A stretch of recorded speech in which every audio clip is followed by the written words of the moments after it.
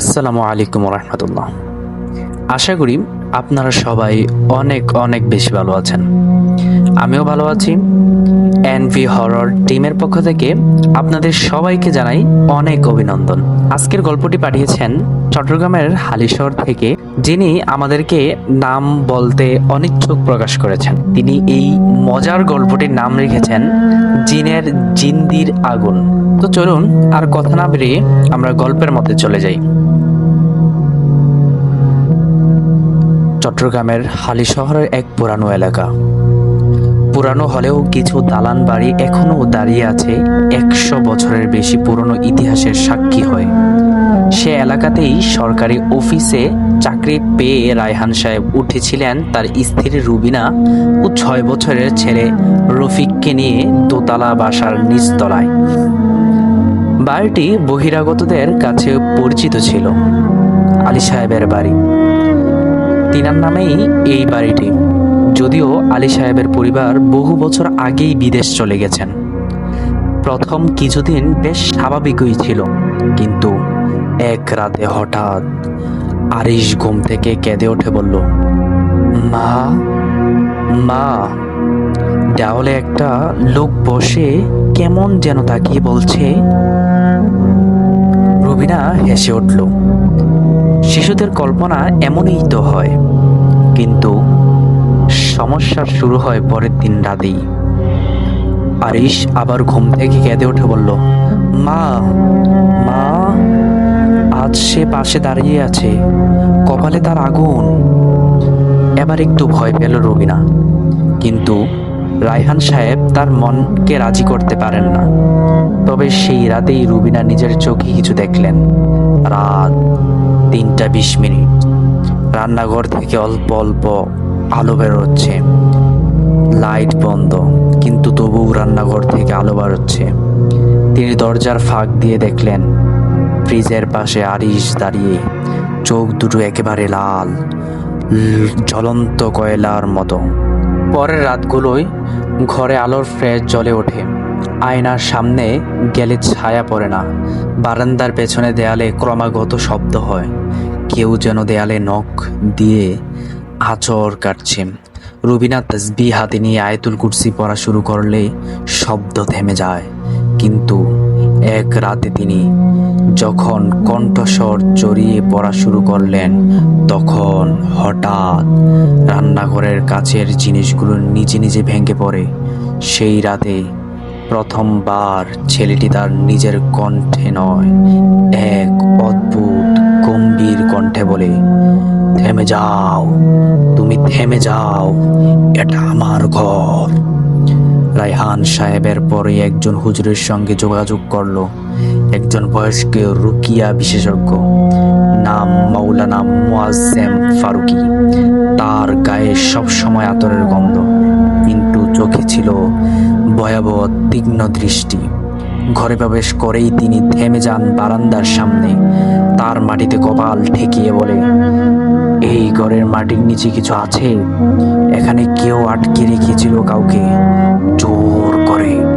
হুজুর জানান, এটি একজন জিন্দি জিন, অগ্নির তৈরি এক ভয়ানক সত্তা, যাকে 100 বছর আগে এক কবিরাজ কাবু করতে গিয়ে ব্যর্থ হয়েছিলেন।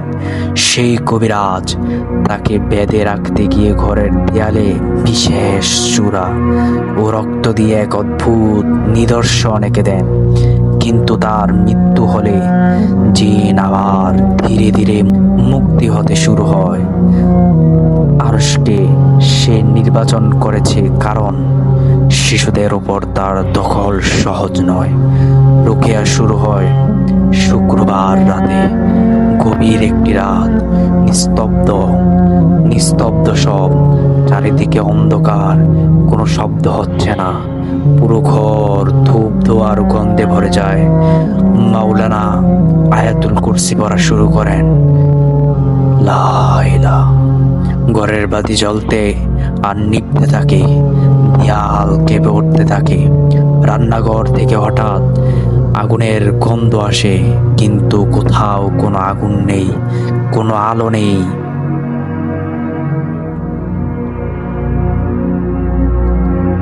তখনই ছেলেটি কাঁপতে কাঁপতে উঠে দাঁড়ায়। তার মুখে কণ্ঠে বলতে থাকে, তুমি কি ভেবেছ আমি চলে যাব? আমি এই ঘরে আসল মালিক, আমি এই ঘরের আসল মালিক, আমি যাব না, আমি যাব না। মাওলানা তখন সূরা বাকারার নির্দিষ্ট আয়াত পাঠ করতে থাকেন।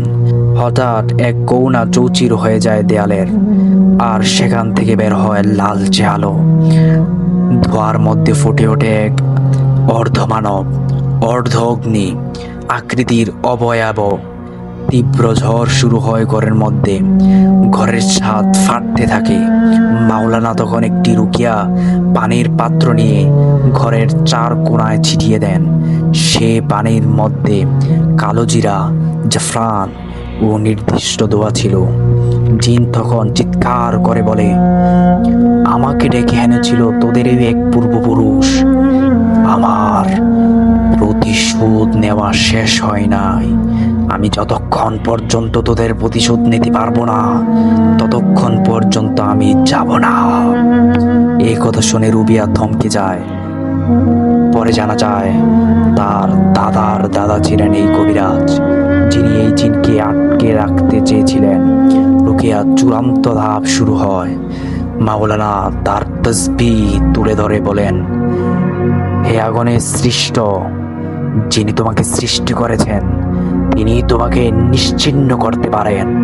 ফেরত যাও, তুমি ফেরত যাও তোমার জগতের দিকে। সেই মুহূর্তে আগুনের আলো এক বিকট চিৎকার ফেটে ওঠে। দেয়ালের ফাটল আবারও জোড়া লাগায়।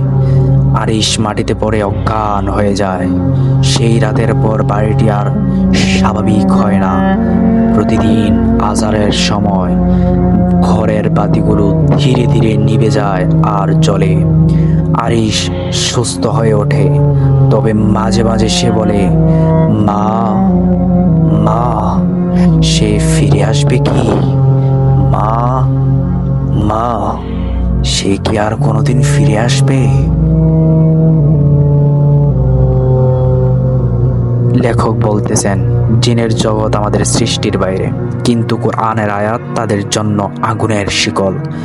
কখনো কৌতূহল নিয়ে খেলো না তাদের ডাকা জায়গায়, নতুবা তারা তোমাকে ডেকে নেবে চিরকালের জন্য। বায়ান বিহার।